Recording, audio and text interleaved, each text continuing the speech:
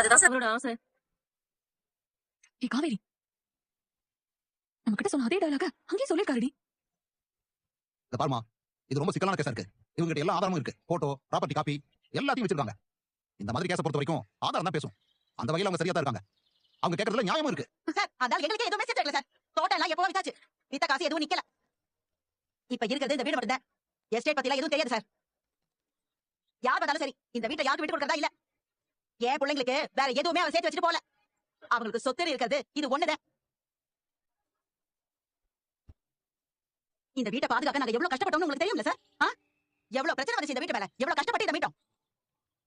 திடீர்னு எங்கிருந்தோ வந்துட்டு நானும் இவருக்கு பொண்டாட்டி 25 வருஷம் வாழ்ந்தேன்னு சொல்லிட்டு வந்தா அதை எப்படி சார் எங்களால ஏத்துக்க முடியும்? என் பிள்ளைங்களுக்கு இருக்கிற இந்த வீடியோ பங்கு கேட்டுருக்காங்க, நாங்க எங்க போவோம்? யார் என்ன சொன்னாலும் சரி, என்னால இந்த வீட்டை விட்டு கொடுக்க முடியாது. இந்த வீட்டுல இருந்து ஒரு செங்கலை கூட நவுத்த